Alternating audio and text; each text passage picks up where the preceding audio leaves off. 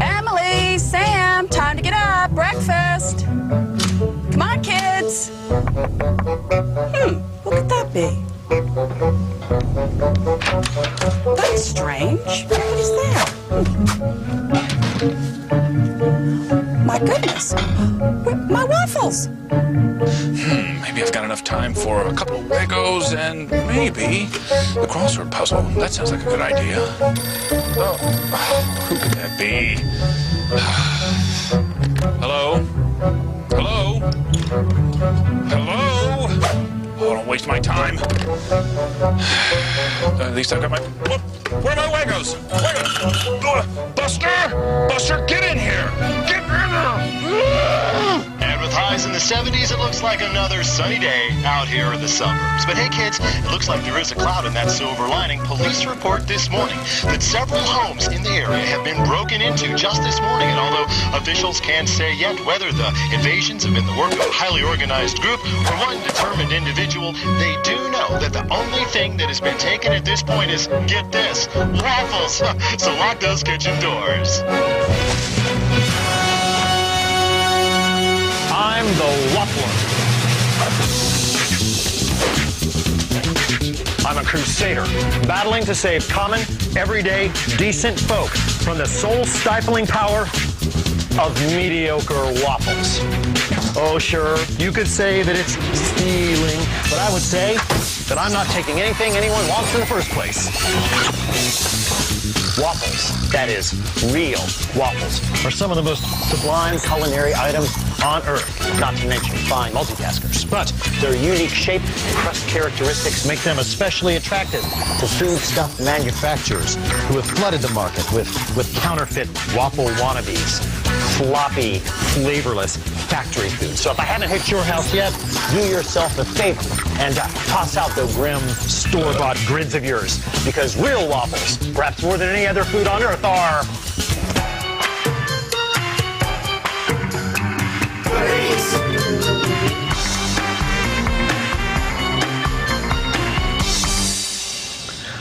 Waffles distinguish themselves by virtue of a curious and curiously effective shape. I mean, just look at it. I mean, besides keeping melted butter and syrup properly contained, this unique three-dimensional grid creates a strange anomaly. The waffle has more outside than inside. It's just as simple as that. Now, how could such a strange, otherworldly design come into being? Some culinary anthropologists believe that the answer is in a penguin tank. Ah! On your knees, boy. Oh! I wasn't done with my breakfast. What's this have to do with waffles? Well, Alton, the words waffles and wafers both derive from the same old German root word, Wafel, which is also related to words that mean weave and honeycomb, which could be the precursor to the grid pattern on the modern waffle. Okay, what's that got to do with church? Keep your voice down. How? Wafers were originally communion wafers. Back in the Middle Ages, the monasteries were in charge of baking the communion wafers, but they were one of the few foods that people could eat during fasting periods, so there was a big demand. Eventually, the secular bakeries got into the act, and they started making them bigger and fancier with elaborate designs and patterns on the top. Makes sense. Oh! Such wafers are still associated with certain celebrations in Europe, such as the Twelfth Night celebration, that's celebrated in places like Holland, where the original pilgrims first hung out for about 10 years before coming to the New World. Yeah, we did a show on donuts and dealt with that whole Holland thing. Come on. Oh, I wish you'd quit that. The German Wafel became the medieval French Gaufret, which eventually became gaufrette. Now, the closest thing we have to gaufrette in the United States is the ice cream cone.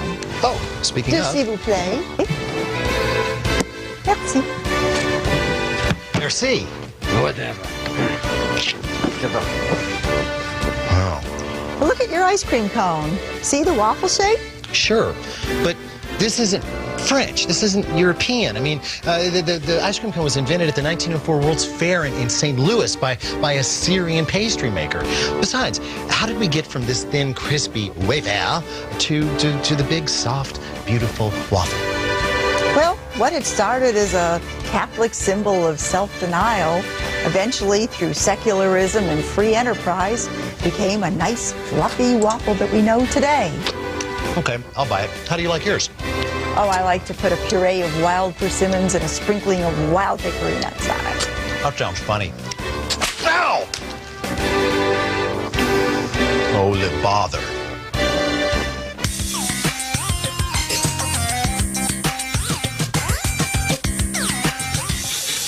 Of course, there could be no waffles without waffle irons. Now, the early models resembled this iron set, which is made for campers. You just heat it over direct heat, and then you very carefully move off the bottom part. You add some batter there, a couple of spoonfuls. Then you take this other scorching hot piece of iron and you hinge it on like that. And there's a little lock there. Now, I love waffles, but I don't know that I love waffles enough to go through this. When cooktops became the norm in America, ironworkers started cranking out beauties like this, which were a little more convenient to use. You would heat both sides over the cooktop, then you would add the batter on one side, cook it, flip it, cook it, and then take out the finished waffle. Still a lot of work.